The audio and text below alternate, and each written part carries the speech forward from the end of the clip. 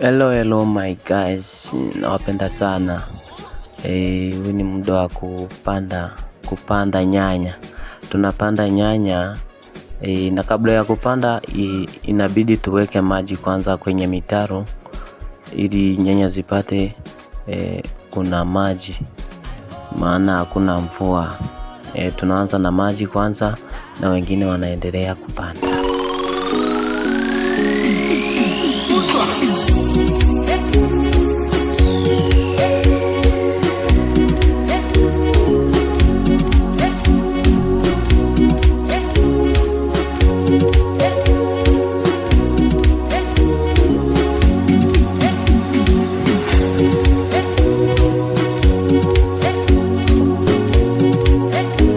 Kwa kuweka maji hapa tunaweza tumia njia mbili. Tunaweza kutumia nusu za mapipe ama tutumie hose pipe. Hapa tulikuwa tunatumia hose pipe, ndio inakuwa rahisi kuweka maji kwenye mitaro mipya ambapo hatuwezi kuharibu mitaro ama barrier.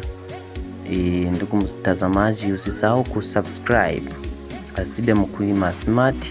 Follow on all platforms: Facebook, TikTok, YouTube and Instagram.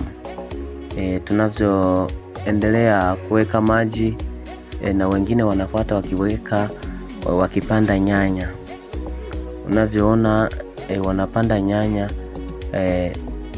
kwenye mahali ambapo tumeshaweka maji, ndio inakuwa sawa na nyanya haikauki kwa sababu imepata maji kwenye mitaro.